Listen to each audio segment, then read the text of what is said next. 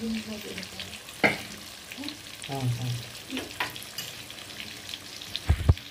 হলুদটা কেমন মাখতে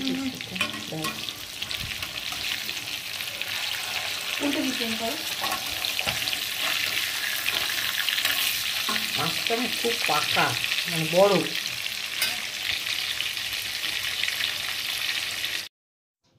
এই মাছের জন্য আমি আলুগুলো খুব মোটা মোটা করে কেটে নিয়েছি, মানে সবাইকে একটা দুটো করে আলু দিলেই।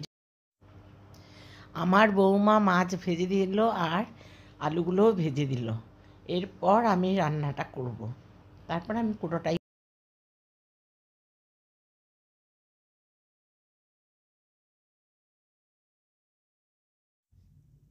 মাধবীর রোজ নাম চায় আপনাদের সবাইকে স্বাগত। আজকে আমি আপনাদের সামনে চিতল মাছ রান্না নিয়ে এসেছি। আমি কিভাবে রান্না করি সেটাই দেখাবো। এই চিতল মাছ রান্না করতে মাত্র কয়েকটি উপকরণ দিয়েই আমি চিতল মাছটি রান্না করব। তা আপনারা দেখতে থাকুন।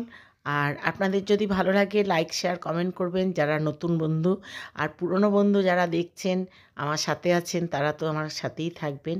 দেখতে থাকুন আমি কিভাবে এই মাছটা রান্না করি।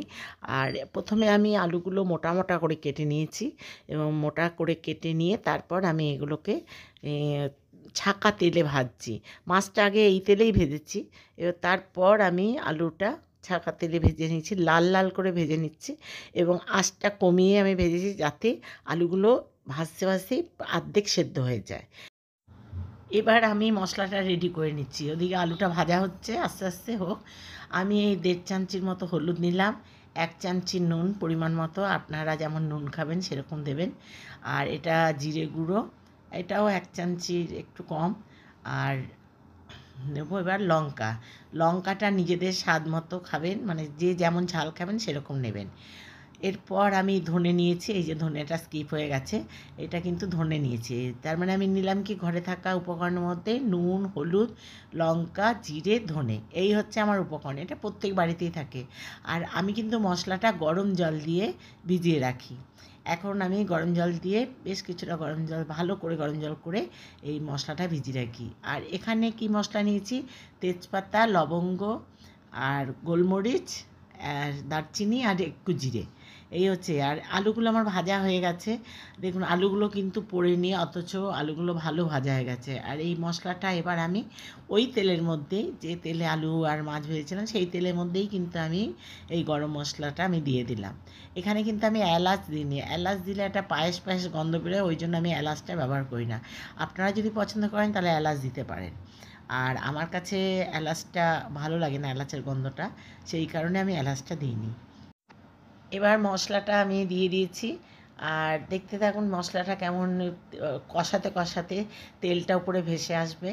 আর মশলাতে এই বাটি ধোয়া জলটাও আমি দিয়ে দেবো, বাটিতে একটু জল দিয়ে যে মশলাগুলো গায়ে লেগে আছে সেটাও আমি এই জলের মশলার মধ্যে আমি দিয়ে দিচ্ছি। তা এরপর মশলাটা আমি কষাতে থাকবো, যখন কষতে কষতে যখন তেলটা ছেড়ে আসবে, উপর দিকে উঠে আসবে, তখন এই মশলার মধ্যে আমি আলুটা দিয়ে দেবো। আলুটা দিয়েও আমি কিছুক্ষণ কষবো। তেল ছেড়ে এসছে, আমার মশলাটাও কষানো হয়ে গেছে ভালো করে। এবারে এই আলুগুলো দিয়ে দিচ্ছি,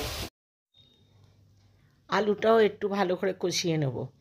আর আলুটা কষানোর পর দেখুন আমি কিছুক্ষণ কষিয়ে নিচ্ছি, এরপর গরম জল এই আলুর মধ্যে আমি ঢেলে দেবো, এই মশলা আর আলুর মধ্যে ঢেলে দিলাম।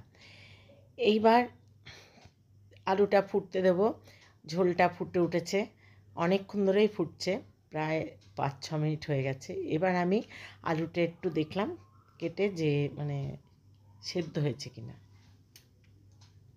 আলুটা আরও সেদ্ধ হবে। তা মাছগুলো এর মধ্যে দিয়ে দিলাম। এবার মাছগুলোর সাথে আলুটা দিতে মানে সেদ্ধ হতে হতেই আলুও সেদ্ধ হয়ে যাবে, মাছটার থেকেও ভালো মতো রান্না কুক হয়ে যাবে। এবার রান্না মানে কিছুক্ষণ রাখবো, আর 2 থেকে 3 মিনিট আমি রান্নাটা করব, করার পর আমি গ্যাস নিভিয়ে দেবো।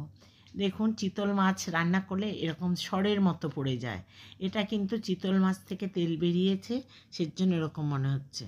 আর এরপর আমি একটু পরিবেশন করে দিচ্ছি। তা দেখুন কেমন ভালো লাগলে আপনারা লাইক শেয়ার কমেন্ট করবেন আর একবার বাড়িতে রান্না করে খেয়ে দেখবেন। এর পরের ভিডিওর জন্য আবার অপেক্ষা। এর পরের ভিডিও আসলে আপনারা আমার সাথে থাকবেন, দেখবেন।